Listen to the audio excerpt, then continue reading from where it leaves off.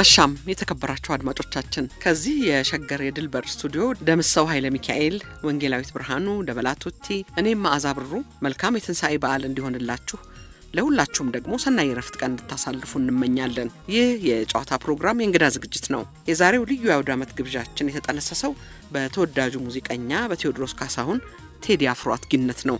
መነሻው የማርቆስ ተጊበሉ ተስፋዬን ፍለጋ መጽሐፍ ሲሆን ዛሬ ከቴዎድሮስ ካሳሁን ቴዲ አፍሮ ጋር በወኪል ስለምናቀርበው ጥቁር እንግዳ ስለ ተስፋዬ ገብሬ በስልክ አወራን። ስለ ተስፋዬ የማውቀው እንደ ብዙዎቻችሁ አድማጮቻችን ጥቂት ነው። ሰላም ለኢትዮጵያ የሚለው ሙዚቃ አልበሙ በታተመበት ጊዜ ኢትዮጵያ በሚለው ወይም ደግሞ ስለ ኢትዮጵያ በሚያወሳው ዘፈኑ ምክንያት በአርበኝነቱ የተናደዱ የፖለቲካ ተቃዋሚዎች ከፎቅ ላይ መወርወሩንና መሞቱን ነው። ይህ በኋላ እንደምትሰሙት ሐሰት ይሆናል። ቴዎድሮስ ካሳሁን ቴዲ ሰምቼ የማላውቀውን ተስፋዬ ከባለቤቱ ጋር የተጫወቱትን ዘፈን አሰማኝ። ከማርቆስ ጋርም አስተዋወቀኝ። የጻፈውን መጽሐፍ ተስፋዬን ፍለጋ አነበብኩ። ከማርቆስ ጋር ተገናኘን። አገሩን እንደናፈቀ በህይወት ያለፈውን ተስፋዬን ለማስታወስ ይህን ፕሮግራም አሰናዳንለት። እዚህ ላይ ፍቀዱልኝና ከኔ ጋር ማርቆስ ተጊበሉንና ቴዎድሮስ ካሳሁንን እናመስግን። እንኳን ለትንሳኤ በዓል አደረሳችሁ ምን በላቸው።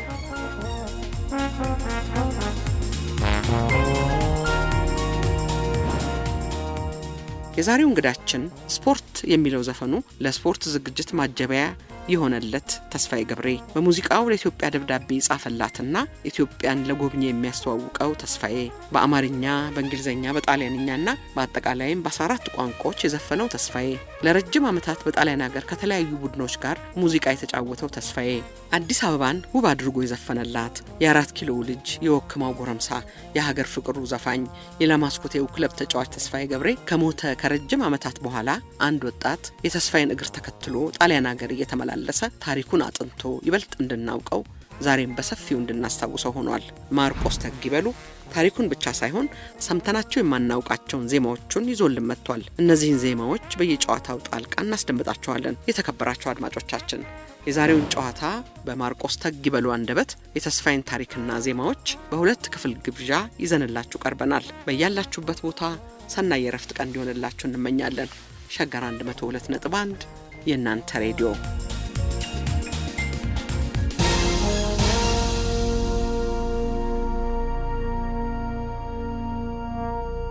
4 ኪሎ የተወለደው ታዋቂው ሙዚቀኛ ከኢትዮጵያ ተነስቶ ጣሊያን ኖሮ እንደተመኘው አሜሪካ ደርሶ በ44 ዓመቱ የመጨረሻ ማረፊያው ቬሮና መሆኑን መቃብሩን ጎብኝተህ ምስክርነትን በተስፋዬን ፍለጋ መጽሐፍ ነግረህናል። ተስፋዬን ፍለጋ የባዘንከው የተንሰፈሰፍከው አንተም ካገር ርቆ ኗሪ ስለሆንክ ነው? የሙዚቃ ፍቅር ስላለህ ነው? ሙዚቃ መማር ጀምረህ ነበር ብዬ ነው? የአንጀላ ተጋብቶብህ ነው? የሚወዳት ሀገሩን እንደናፈቀ ባይተዋር ሆኖ 29 ዓመታት በሰው ሀገር ኖሮ በአፍላነቱ ህይወቱን በማለፉ ነው? ስለ ተስፋዬ የተተነፈሰውን ሁሉ ታውቃለህ። ይሄ ማወቅ ጉጉት ከየት መነጨ ንገረን። አድማጮቻችን ዛሬ ከኛ ጋር ያለው ማርቆስ ተጊበሉ ነው። ማርቆስ ተጊበሉ ተስፋዬን ፍለጋ ከ4 ኪሎ እስከ ቬሮና የሚል መጽሐፍ ጽፏል። የመጽሐፉ ዋና ጉዳይ የተስፋዬ ገብሬ ታሪክና ስራዎቹን ይመለከታል። የዛሬው የቅዳሜ ጨዋታ ማርቆስ የታዋቂው ሙዚቀኛ የተስፋዬ ገብሬ ነው። ወደሱ እንሂድ። በጣም አመሰግናለሁ ማዚ። አሁን መጨረሻ ላይ ገለሽው ሐሳብ በትክክል ይገልጸዋል። ከሀገሩ ለ29 ዓመት ርቆ በሰው ሀገር በመቅረቱ ተንሰፍስፈ ነው የሚለው። አይ ቲንክ እሱ ትክክለኛው ምክንያት ነው እኔ ተስፋዬን እንድፈልግ ያደረገኝ። ግን እንኳን አንተንም አላቀውም ተስፋዬን። እውነት ነው። በ1956 ነው ከኢትዮጵያ የወጣው። እውነት ነው። እና ካንተ ጋር እንዴት ተዋወቃችሁ? የአብዮቱ ልጅ ነህ? የአብዮቱ ልጅ ነኝ። ሞሮፍ ደግሞ ቤተሰቦቼ ብል ይሻላል። ቤተሰቦቼ አባቴ ወታደር ነው። የትልቅ ወንድማችን እንዲሁ ወታደር ነው። አጎቴ ወታደር ነበሩ። አያቶቼም ወታደሮችና እኛ ቤት ያው የኢትዮጵያ ፍቅር የሀገር ፍቅር በወቅቱ የነበረው ይሄ የደርግ ነገር በደንብ ነበር።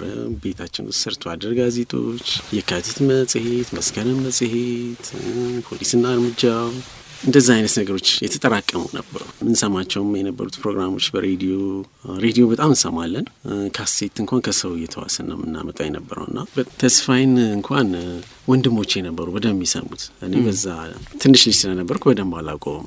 እያደግኩ ከመጣው በኋላ ነው በደንብ ማጣጣም የጀመርኩትና አንደኛዋ ዘፈን ሰላም ለኢትዮጵያ የምትለው በጣም ተሳዝነኝ ነበረ እና ሰዎች ይጠይቃለሁ ምን ሆኖ ነው የሞተው እያልኩኝ። በወቅቱ ደግሞ የተለያየ ነገር ይወራ ነበረ።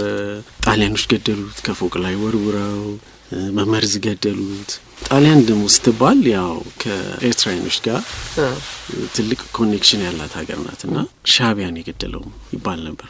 በጣም ያስቆጨኝ ነበር እና ለብዙ አመት እፈልግ ነበረ ሰው አጠያይቃለሁ። ማንም ሰው የሚያውቀው መልኩ ራሱ አይታወቅም እኮ። በኋላ ትልቅ ሰው ሆኜ ወደ ውጭ ሀገር ከሄድኩ በኋላ እንትን ላይ ጉግል ላይ ማፈላልጋለሁ፣ ሰዎችን ማጠያይቃለሁ። ብቻ ኪዩሪዮሲቲ ነበረኝ ምን ሆኖ ሞተ የሚል እና ደግሞ ሁላችንም ውስጥ እኮ እንደ ስታምፕ ሆነው ያለፉ አሁን ስፖርት መጋቢት 28 እንዲህ ኢትዮጵያ በዛን ዘመን የነበረን ልጆች ያሳደጉን ናቸው። ያ ልክ በቃ አሁን ኢኮኖሚ ዋልታ ቡና ሲዘፈን ልባችን ትርትር እንደሚለው ልክ እንደዛ ስፖርትም ሲዘፈን ልባችን ትርትር ይላሉ። ትምህርት ቤታችን ያስታውሰናል፣ የሬዲዮ ፕሮግራሞችን ያስታውሰናል። ደምሴ ዳምጤን፣ ደምሶ መርድ፣ በበሩ እና አብሮን ያደገ የህይወታችን አካል እና ለዚህ ነው ተስፋዬን ፍለጋ የጀመርከው። ዲፕ ሩትድ የሆነ ነገር ውስጤ። ወደ አሜሪካን ሀገር ነው ሄድከው? ለትምህርት ነበር ሄድከው? ነው አይደለ? ለምን በዲቪ ፕሮግራም ነው ነው እንዴ? አንተ በዛ እድሜ ዲቪ ሞልተህ? ዲቪ ጎረምሳ ነበርኩኝ እና አሜሪካን ሀገር ከሄድኩ በኋላ መጀመሪያ ሚኒሶታ የነበርኩት። ከዛ በኋላ ነው ወደ ሲያትል ሙቪ ያረኩት። አሁን ሲያትል ነው የምኖረው እና አሰባስባለሁ እንትኖችን አንቲክ እቃዎችን ከነሱ መሀል ሸክላዎችን አሰባስብ ነው። አሁንም አሰባስባለሁ ብዙ አሉኝ እና ካገኘኋቸው ሸክላዎች አንዱ የተስፋዬ ገብሬን ያው 1969 በአውሮፓውያን የታተመ ፕሪጌራ ዶጂ የሚል ሸክላ አገኘው ማለት ነው። እሷ ቁልፏ ናት፣ በቃ መነሻው ናት እሷ።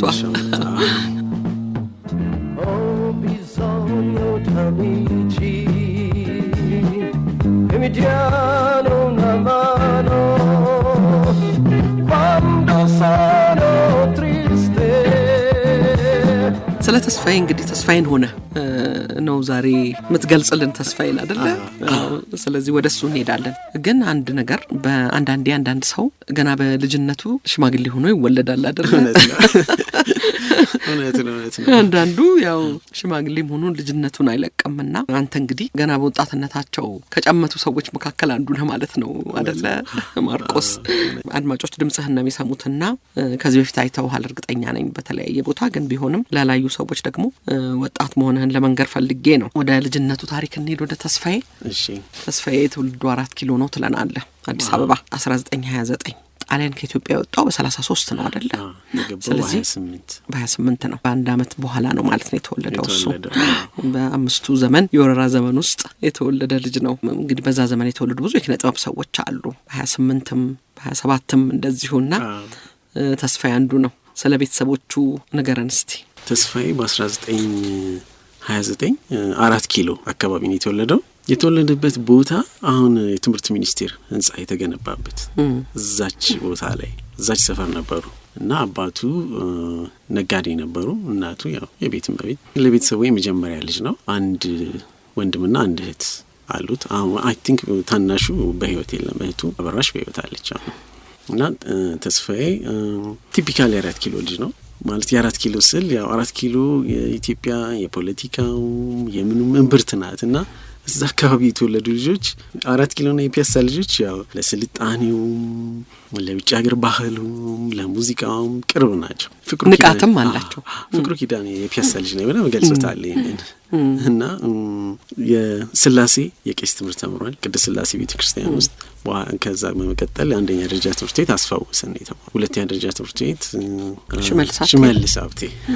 አንተ ወጻፍከው ነው የግን የተስፋዬ በቃ ህይወት መስመር ይዟል ብዬ እኔ የማስበው በወክማ ውስጥ YMC እዛ ነው። በስፖርቱ፣ በሙዚቃው፣ በፖለቲካው በተለያየ ነገር ላይ ንቁ ተሳትፎ ነበረው እና የሱ መነሻ በቃ ያ ወክማ ነው እና ወክማ በስፖርት በኩል በጣም ብዙ ሰዎች ነበሩ። ወክማ እንግዲህ ወክማ እንደተጀመረ ነው ማለት አይደለ ይመስለኛል። 1946 ነው እሱ ጆይን ያደረገው ወክማን በጣም ፕሮባብሊ ፋውንደርስ ከነበሩት ሰዎች አንዱ ነው።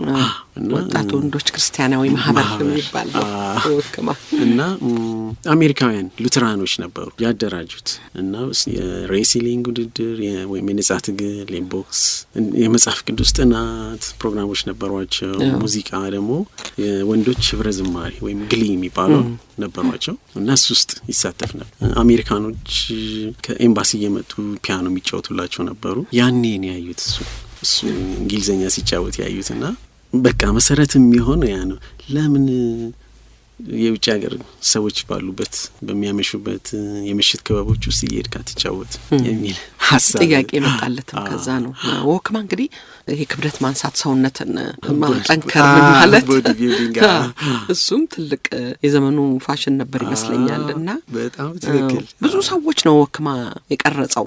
ከዛ ውስጥ እንግዲህ በጣም የታወቁ ስፖርተኞች ማንሳት ይቻላል። እንደ ተስፋዬ ጃንጋ አሉ በባስኬትቦል እና ሌሎችም።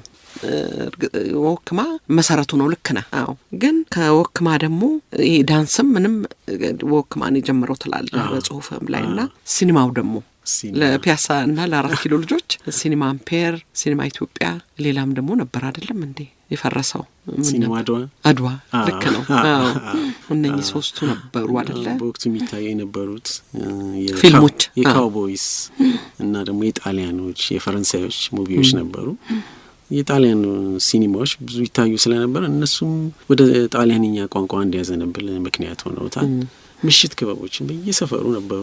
ሬስቶራንቶች እንደነ ቪላ ቨርዴ፣ ቪላ ፖፑላ፣ ቺሮ የሚባል ቦታ ነበር። ሳንሱሲ መናፈሻም እንዲሁም ጁቬንቱስ ክለብ፣ እነዚህም ጥንታዊ የነበሩ ናቸው። በ1950ዎቹ የነበሩ እነሱም ጥሩ መድረክ ሰጥተውታል ለሱ። አዎ ግን ደግሞ አገር ፍቅር ነው የሚገባው።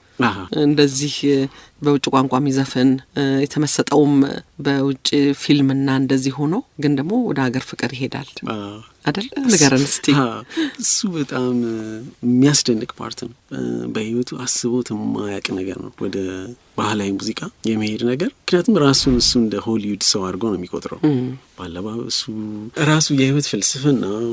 እንደገና ደግሞ ናት ኪንግ ኮል የሚባለውን ጥቁር ዘፋኝ ድምጻቸው እስኩ አንድ አይነት ከሆነ ሁለቱ እሱን ነው አይደል አድርገው የሚያደገው ማለት ይቻላል። እና አንዲት አጋጣሚ ናት የወክማ አዳራሽ ተሰርቶ ይመረቃል እና እዛች ቦታ ላይ እሱ ሁለት ዘፈኖች ይጫወታል። የፍቅር ምግብና የፍቅር ሰላምታ ምትል። የፍቅር ሰላምታን ገብረ ክርስቶስ ነው የጻፈው። ዜማው እርግጥ የተስፋዬ ነው። የፍቅር ምግብ ግን የተስፋዬ ነው። በፒያኖ እየደነሰ ይጫወታል። በወቅቱ ተጋብዘው የነበሩት አቶ ኢዮኤል ዮሐንስ ያዩትና በጣም ይደነቃሉ። ማን ነው ይሄ ልጅ ብሎ ይጠይቃሉ። ከወረደ በኋላ ይጠይቁታል። ያኔ 19 ዓመቱ ነው እና እኛ ጋር ለምን አትመጣም በጥሩ ደሞዝ ትቀጠራለህ ብለው ያግባቡታል። በደንብ አላሰበበትም። እሺ ብሎ ሄደ። አገር ፍቅርን ያስተዳድሩ የነበሩት አቶ መኮንን ናቸው። ከዛ እሳቸውም ያዩታል። መኮንን ሀብተወልድ እሳቸውም በጣም ይወዱታል። በቃ ስራ ጀመረ። የሀገር ፍቅር መነሻው እንግዲህ ሳያስብበት የገባበት ነገር ነው። ገና የመጀመሪያው ቀን ላይ ነው ቅር ብሎት የመጣው ወደ ቤቱ። ለምን? ፍጹም ባህላዊ የሆነ ቦታ ነው። ከሱ ባህሪ ጋር ማሄድ እንደገና ደግሞ ጥብቅ የሆነ የሥራ መመሪያ ያለበት ቦታ። አለባበስ ጀምሮ ይሄ ስራ ሰዓት ፋታ የሌለበት ቦታ ነው። በመላ ኢትዮጵያ እየዞሩ ነው የሚያሳዩት።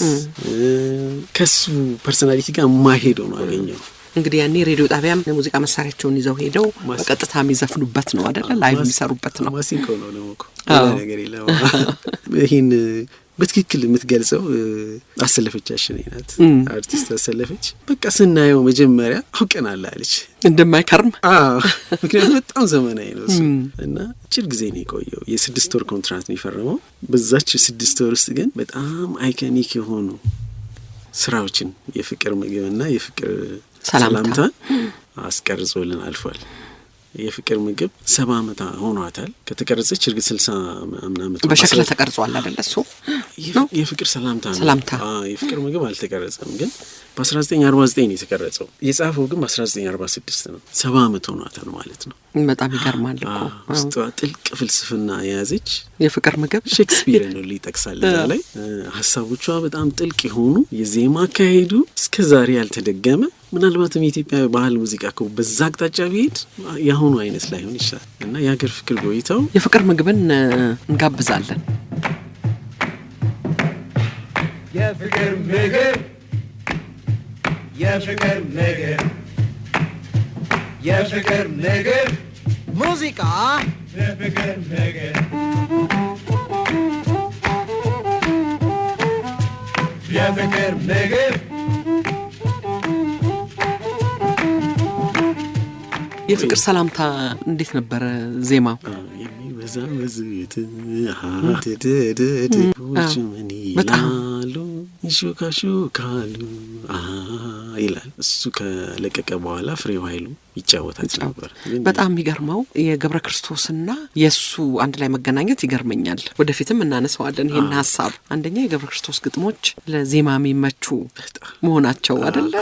በጣም ይገርማል። ሁለቱም አንድ አይነት አጻጻፍ ነው የጽፉት፣ ፍሪስታይል የሚባለው አይነት እና በደም ስለ በኋላ ስለ ገብሬ ካነሳ ነው ገብሬም አንድ ስራ አለው አይደለ? የኩበቱ ሽታን አገሬ ናፈቀኝ የሚለው ከሰላም ለኢትዮጵያ ጋር አንድ አይነት ነው። ፀሐይቷ ኢትዮጵያ ናፈቀችኝ ነው የሚላል ነው። ኦልሞስት አንድ አይነት ነው። ገብሬ ምንድነው ኢንቴሌክቹዋል ነው። በእነ ተስፋዬ ደረጃ አልነበረ። መጽሐፌ ላይም ፕሮፌሰር ጓደኛው እኛ እኮ ሲ-ሌቭል ነበረን አለ። በአትሌቲክሱ በምኑ እንደ ገብሬ ከፍ ያሉ ናቸው። በጣም ይገርማል። እንግዲህ አገር ፍቅር አንድ በጣም የገረመኝ ነገር መጽሐፍ ላይ ያየሁት ሀሳብ ነው። አገር ፍቅር መጥቶ በዛች በአጭር ጊዜ ውስጥ ብዙ ነገር ቀይሮ ሄደ የሚል ነገር አለ። ያን አንስተሃል። ውዝዋዜው ላይ ለውጥ አምጥቷል እና ምንድነው እሱ የመድረክ አቀራረብ ላይ ለውጥ አምጥቷል የሚል ነገር እስቲ እሱንም ትንሽ ጨምርበት። ምንድነው በፊት አንጋፋው አርቲስት ግርማ ብስራት የኛ ውዝዋዜ የነበረው መንጎራደን ነበር አለ። እውነት እኮ ነው። በጣም ረጋ ብሎ እነ ወይዘሮ ንጋቷ እንደሚያደርጉት ሰፋፊ ጥበብ ቀሚስ ለብሰው እውነት ነው። እሱ ከመጣ በኋላ ተቀየረ። ቡጊ፣ ቻቻ እንደዛ አይነት ዳንሶችን ለማስለመድ ሞከረ። መድረክ ላይ ወርዶ ህዝብ መሀል ገብቶ ለማስጨፈር ሞከረ። እንደገና ደግሞ የቲፕቶፕ እንዳይለቅ ይታገሉት የነበረው እንደውም ደሞዝ ጨመሩለት እኮ አይደለም እንዴ? በ50 ብር መቀጠሩ ራሱ በጣም ይገርማል። እንደገና 100 አረጉለት አይደል? 100 አረጉለት። በሱም አልተስማማም። በፍጹም አልተስማማም። የማደግ ይፈልግ ስለነበረ ይመስለኛል እንጂ ከውስጥ የመነጨ ነገር አይመስለኝም። ምክንያቱም ውጭ ሀገር ትቷቸው ሄዳቸው ስራ ላይ ለምሳሌ ሸጊቱ ይጫወታት ነበር። የአሰፋ ባትን ሸጊቱ በጣም አስደንቆኛል እሱን ሳይ። ምክንያቱም ምንም እንኳን ጥሏቸው ቢሄድም ስቲል ግን ከሀገር ፍቅር ደግሞ የወሰደው ነገር አለ። አንድም የኢትዮጵያዊነት እኮ እዛሽ ግቢ ረግጦ የወጣ ሰው ነው። የተቋቋመው ያው ነው ሀገር ፍቅር ከነስሙ አርበኛ ነው የሚያደርገው። አርበኛ ያደርጋል። ልክ ነው። አርበኛ ነበር እሱ። በጣም ይገርማል። እንግዲህ ከሀገር ፍቅር ጎን ለጎንም ይሰራ ነበር ይመስለኛል አይደለ? የዛን ጊዜ በጣም ብዙ የምሽት ክለቦች ነበሩ እና እየሄደ ማታ ይሰራል። ይሄም ግጭት ይፈጥርበታል ይመስለኛል አይደል? ከሀገር ፍቅር አስተዳዳሪዎች ጋር የሚያጋጨኝ ነበረው ላማስኮት የሚባል እዚህ ቀዳማዊ ኃይለ ሥላሴ ቲያትር ከስር ምድር ቤት ውስጥ የነበረ በጣም ታዋቂ ቤት አለ። ያ ቤት በኢትዮጵያ ብቸኛው እየተከፈለ የሚገባበት ናይት ክለብ ነበር። 5 ብር ያስከፍሉ ነበር። የውጭ ዜጎች ናቸው የሚገቡት፣ ጣሊያኖች። ባንዱ ሙሉ በሙሉ ጣሊያኖች ናቸው መሳሪያ የሚጫወቱት። ተስፋዬ ገብሬ ብቻ ነበር ኢትዮጵያዊ። እሱም ያው የእነሱን ካልቸርና እንግሊዝኛ ዘፈኖችን የነ ኤልቪስ ፕሪስሊን እንደገና ናት ኪንግ ኮልን ምናልባት የካንትሪ ዘፈኖችን የነ ጃኒ ካሽን ምናምን ዘፈኖች ይዘፍን ነበር እና ያንን ተደብቀው እየመጡ አለቆቹ እያዩ ይከሱት ነበር። እሱ ግን አላቆመም። እንደውም ለማስኮብለል ሁሉ ሞክሯል። እነ አዳነች ተሰማን ወደዛ ለመውሰድ አዳነች ነግረሃለች ወስዶ አንድ ቀን ተክለሰውነትሽ ጥሩ ነው አለ። በምን ታንሻለሽ ያለች እና አንድ ቀን ወስዶ ያሳየኝ። እንደውም እንደሱ ትሆኛለሽ ብሎ እና ቺሮ የሚባል ክለብም እንዲሁ ጁቬንቱስ ክለብም እየሄደ ይጫወት ነበር። ያው ይሄ የሀገር ፍቅር ሰዎችን አላስደስትም። እኛ ሀገር ያው የተለመደ ነው። ጥላሁን ገሰሰም እንዲሁ ከክቡር ዘበኛ ጋር የምሽት ክበብ የሚጫወትበት ሰዓት እያሳስቡት ነበር ደስተኞች አይሆኑ። አዎ የሁሉም ሮሮ ነው ይሄ። ይሄኛውን በደላችሁ ነው አይደለ? ዋና ስራችሁን በደላችሁ ነው። እንደና የመንግስት ተቀጣሪ ስትሆኚ ደግሞ አይፈቅድም፣ ዲሲፕሊን አይፈቅድም። እነዚህን ዘፈኖች እንጋብዛቸዋለን አድማጮቻችን። ምናልባት አሁን የፍቅር ሰላምታን ብዙ ሰው ሰምቶት ያውቃል፣ ግን የተስፋዬ ገብሬ ዜማ መሆኑን የገብረ ክርስቶስ ግጥም መሆኑን ልብ አይለውም። እኔም አላውቅም የገብረ ክርስቶስ ግጥም መሆኑንና እሱ አንድ ጥሩ ነገር ነው የነገርከን። እንጋብዛለን። የፍቅር ምግብንም እንደዚሁ። ደግሞ አንድ ዘፈን ነበረ አበባ አበባ አዲስ አበባ የሚለው እሱ ነው እንዴ? ነው ሌላ ሰው ነው? አልሰማሁትም። እሱን ግን እሱን የነገሩኝ ጋሽ ግርማ ብስራት ናቸው። አበባ አበባ አዲስ አበባ የምትል ነበረችው ሰው ሁሉ ብድ የሚልላት አሉ። አላወኳትም። በኋላ ሌላ ሰው የዘፈነው ይመስለኛል። የማዘጋጃ ቤቱ ተሾመ ወልዴ አልዘፈነውም ይሄን ዘፈን ነው ወይስ እኔም ተማቶብኛል? ተሾመ በሱ ሊደርስ አይችልም። ዜማውንና ግጥሙን ወስዶ የዘፈነው ይመስለኛል። አበባ አበባ አዲስ አበባ የሚል አንድ ቆንጆ ዘፈን አለ። በጣም ካገኘነው እንጋብዛለን አድማጮችን። ግን የተስፋዬ ነው አይደለም የሚለውን ያው እርግጠኛ ነኝ አቶ ግርማ ብስራት ያውቃሉ። እንግዲህ ምናልባት ተስፋዬ ከሀገር ፍቅር በኋላ ላማስኮት ኦርኬስትራው ምንድነው ሉዋና ነበር የሚባለው? ሉዋና ኦርኬስትራ ሉዋና ገርሞኛል። በፒያኖ ታጅበው የነበረችው ኢጣሊያናዊት ሴት ናት ነው ገረመኛው። በቅርብ ያሉ ሰዎች ከሆነ ጋሽ ዳዊት ይፍሩ ሰላም ማስታወሳታለሁ ብለኛል። ሰላም ስዩም እነሱ ልኩ ያቋታል እኮ ሉዋና። አሁን በቅርብ ቤተሰቦቿን አግኝቻቸው ነበርና ከ5 ዓመት በፊት ነው ያለፈችው አሉ። እሷ ብዙ ሙዚቀኞችን ያፈራች ናት ኢትዮጵያ ውስጥ። እነ ግርማ በየነ እነ ግርማ ጭብሳን ያፈራች ናት። ፒያኒስት ናት እና የላማስኮት ባለቤት የሱ ሚስት እህት ናት እና ክላሲካሊ ትሬንድ የሆነች ፒያኒስት ናት። ያሰባሰበቻቸው ሙዚቀኞች በጣም ጎበዞች። አንደኛውን አሜሪኮ ቬንቹራ የሚባለው ብዙ ስለሱም ጽፍ ያለው ነጮቹም የጻፉትን አንብቤ ያለው። እንደውም እሱ ሰውዬ የመጀመሪያው ጣሊያን አማርኛ የዘፈነ ሰው ነው። አንቺ ልጅ ባሊላ የሚል አማርኛ የዘፈነ አለሚቱ ምናምን የሚል አንድ ዘፈንም አለ። እሱ ይሆን? እነሱ ሌሎች ናቸው። እሺ ማሚቴ የሚል እሱ ሰፊ ሪሰርች ይፈልጋል። አንዳንዶቹ ዘፈኖች ጣሊያኖቹ አማርኛ ይዘፍኑ ነበረ። አንዳንዶቹ ያው የማንቋሸሽ አይነት ነገር የኛን ዲግሬዲንግ የሆነ ነገር አለ። አንዳንዶቹ ደግሞ የተጫወቷቸው የኢትዮጵያ ሴቶችን ትንሽ ዝቃ የማድረግ ነገር አለ። የአሜሪኮ ኦነስት የሆነ ዘፈን ነው። አንቺ ልጅ ባሊላ እያደነቀ ስለ ኢትዮጵያን ሴቶች ቁንጅና ነው የሚዘፍነው። የመጀመሪያው ደግሞ ኢትዮጵያዊ በጣሊያን የዘፈነው ተስፋዬ ገብሬ ነው። ቬንቹራ በጣሊያንኛ የመጀመሪያ አማርኛ ዘፈነ። ጣሊያን ይሆን አማርኛ ዘፈነ። ሁለቱ ታሪካዊ ናቸው እና አንድ ላይም ሰርተዋል ላማስኮት። እሱንም ብዙ ሰዎች ያስታውሱታል። ቬንቹራ ነው። የሉዋና ግን ሴት ፒያኒስት በኦርኬስትራ ውስጥ ሆና ሊደር ሆና ሙዚቃ የተጫወተች ሲባል ሰምቼ ስለማላቅ ነው ገረመኝና ከዛ በኋላ እኮ ሲፈርስ ሂልተን ሆቴል ገባች። ሂልተን ሆቴል ሆና ነው የሶሎ ፒያኖ ተጫወት ነበር። ጋሽ ዳዊት ነው የሚያስታውሷት። ያው እኔ እንትኗን ትሬስ አድርጌያት ጣሊያን ድረስ ሄዳ የተፈጠረውን ጽፌዋለሁ። እሱም በኋላ እናነሳዋለን።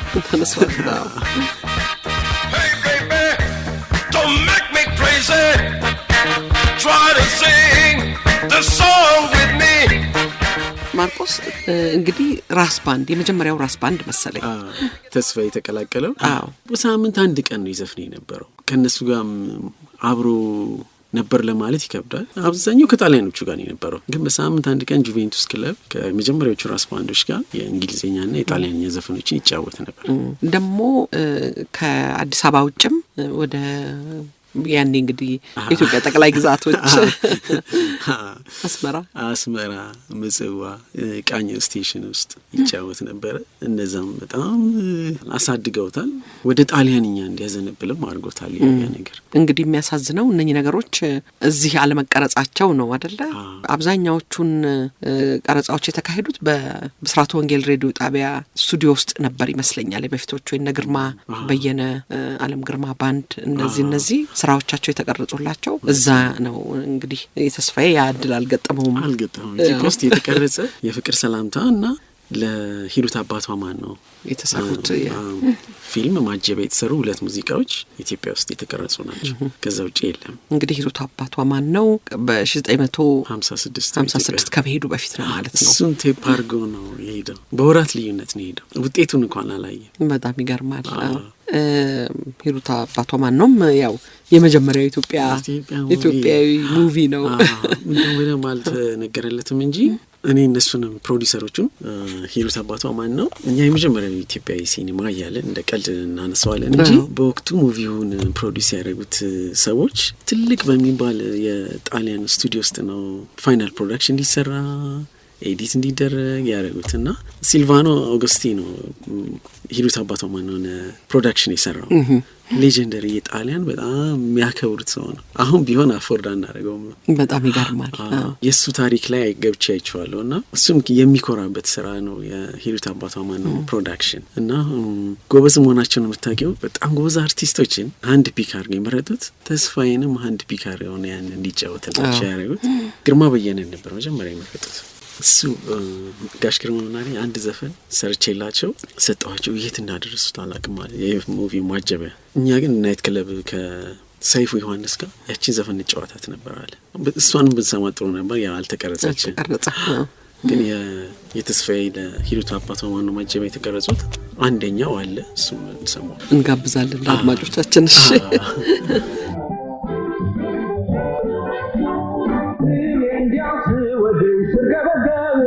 ለማይረባ ኑሮ ጥለሽን ቆመለሽ የሆነውንና ሁሉም እንኳን ቢረሳሽ የድሮ ፍቅራችን ስሜቱ እንደጠፋሽ እስከ እንዴት ብለሽ ተመልከችኝ ምን አይነት ሐዘን ላይ እንደጣልሽኝ እስከ እንዴ ወደ እኔ ተጋበይኝ ልቤ እንደሚመታ ስትስኝ ከሳመነመኩኝ ከሰውነት ወጥሽ ፈታ ለጧት እስከ ማታ ሳስብሽ ውላለሁ ሌሊቱንም ደግሞ ሳልምሽ አድራለሁ እንዲህ ያለ ቀንበር ጭነሽብኝ መላወሳ ካተኝ በድል ሆንኩኝ እስከ እንዴ ነይና ሕይወት ስጭኝ አንቺን በማጣቴ እንዲህ ሆንኩኝ እንዲያስ ወዴ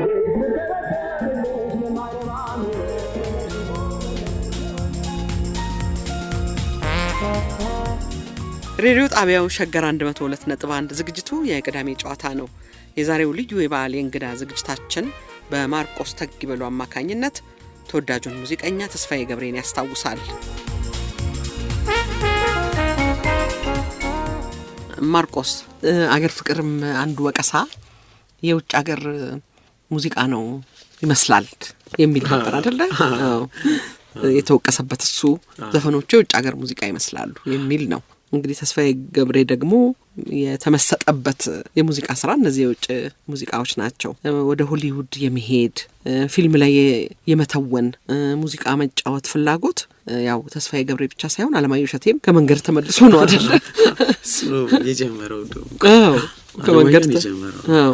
ከመንገድ ተመልሷል። እሱም ምናልባት ምኒልክ ወስናቸውም በልቡ ያለ ይመስለኛል። እንደው በኋላ ያው ወደ ሱዳን ወደ ምን ሆነ እንጂ ጉዞ በዛ ዘመን የነበሩ ወጣቶች እርግጠኛ ነኝ ፊልሙን ምኑን እያዩ እነሱም አክተር የመሆን ፍላጎት ቢያድርባቸው አይገርምም። አይደንቅም። ኦፖርቹኒቲዎችም እኮ ጠባብ ነበሩ። በጣም አንደኛ ነገር እኛስ በዛን ዘመን ለኪነ ጥበብ ስራ ይሄን ያክል ክብር እንሰጥ ነበር ወይ? እንሰጥም ነበር። ደግሞ የዘመናዊ ይሻላል እንጂ ለባህላዊ እኮ አይሰጥም ነበር። አዎ በጣም አስቸጋሪ ነው። ወይዘሮ ንጋቱ አከልካይ አዝማሪ እያሉ ይላሉ። አዝማሪ እያሉ በጣም ሲያንቋሽሹኝ እንደው እርግማን ረገምኩ ይላሉ። የጨዋውን ልጅ ሁሉ አዝማሪ አርግልኝ ብዬ ረገምኩ ይላሉ። አሁን እንግዲህ ኢትዮጵያ ውስጥ በጣም የተወደደና በጣም ብዙ ወጣቶች የሚሳተፉበት ሙያ ነው አይደል? የሙዚቃ ስራ እውነት ነው። በጣም እርግማናቸው ሰርቷል ማለት ነው። ጥሩ ነው። ጥሩ ነው።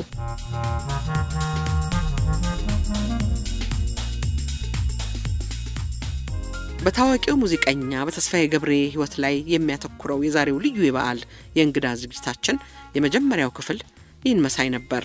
ሁለተኛውን ክፍል ከጥቂት ፋታ በኋላ ይዘንላችሁ እንቀርባለን። ለአሁኑ ለመሰናበቻችን ይህን ዜማ መርጠናል።